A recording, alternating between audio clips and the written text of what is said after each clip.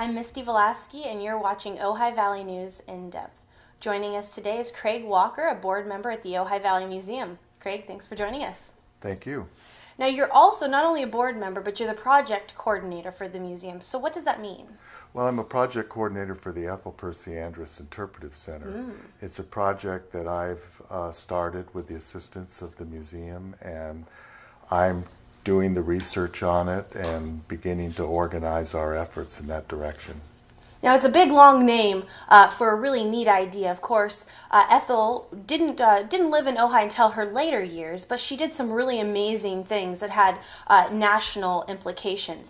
So, for example, the National Association for Retired Teachers, which eventually turned into the AARP. Most people don't know that that was founded right here in Ojai. That's right.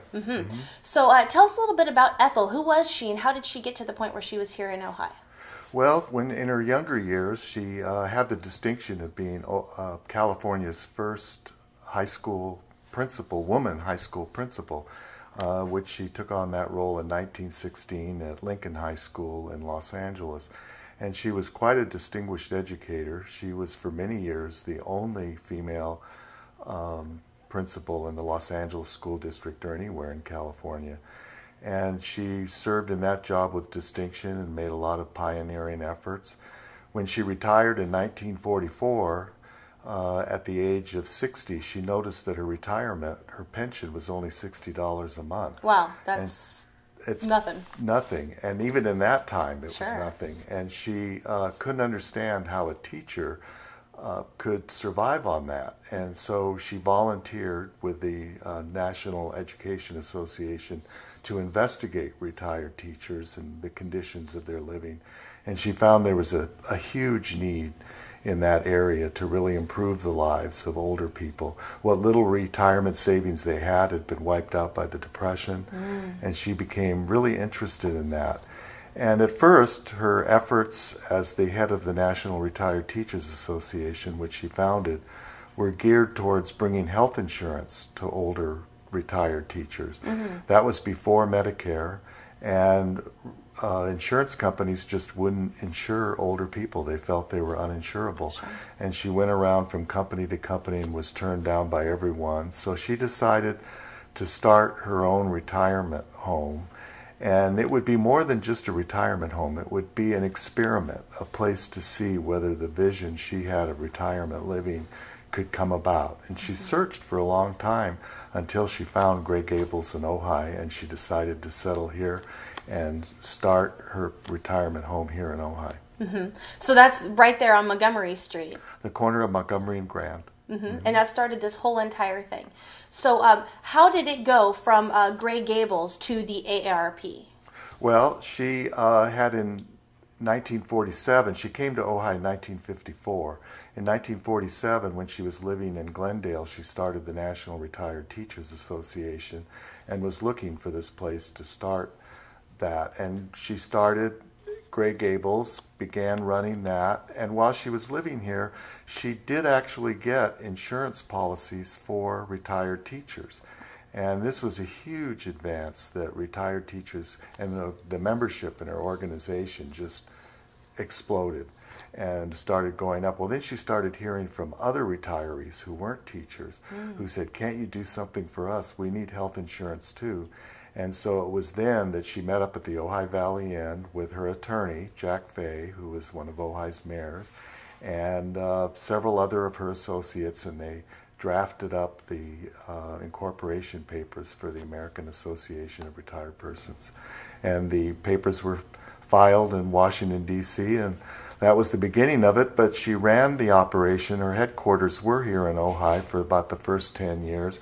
In fact, going back through newspapers all across America during the early 60s, the byline of the story would always be from Ojai, California, the headquarters of the American Association of Retired Persons. And of course, the AARP is very important. So tell us a little bit about what it does for retired folks these days. Well, it does several things, and it basically follows the pattern that she set.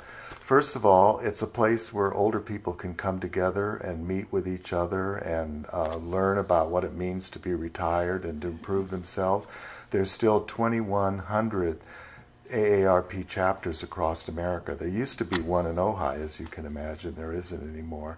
But they're all across America, and they're almost like senior centers where older people come together and they talk with each other and they volunteer and they do a lot of different activities. So it was a way for older people to volunteer and find purpose in their life. And that's something that still happens today. AARP still has 180,000 volunteers that help other older people with their taxes, with driver refresher courses, with a whole range of different activities. They also advocate in Congress and state legislatures on senior issues.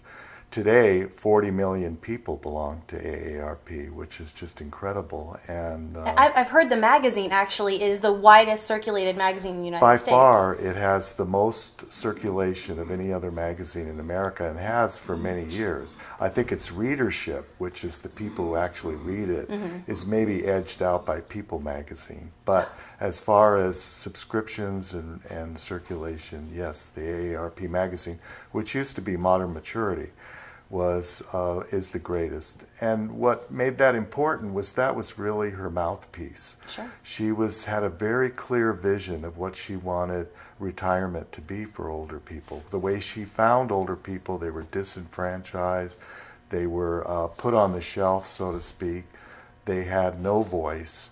And she founded AARP really to give them a collective voice and to give them the ability to go out and buy health insurance and other kinds of insurance in numbers. So, of course, it makes a lot of sense to have an Ethel Percy Andrus Interpretive Center. That's not something that's an actual building here yet. It's more of an idea. It's more of a project than an idea. And so what is your ultimate goal? What's the timeline? Well, the ultimate goal would be we want to put on an exhibition, a traveling exhibition, so it'll be designed and produced as a traveling exhibition to be in Ojai in early 2013. And we'll spend our time building toward that and getting people involved with it.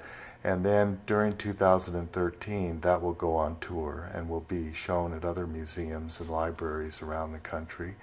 And then we'll start fundraising. We hope to have a location here in Ojai where people can come and learn about Ethel Percy Andrus and what she accomplished and the role of Ojai, really, in the whole development of her ideas and her organization.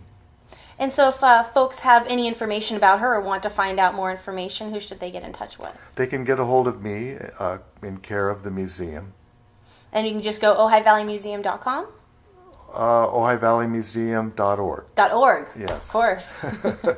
Well, Craig, thanks so much for joining us and filling us in on the great new interpretive center you guys are working on. Thank you. Of course. Thank you. I'm Misty Velasky. This is Craig Walker. This has been Ojai Valley News in Depth.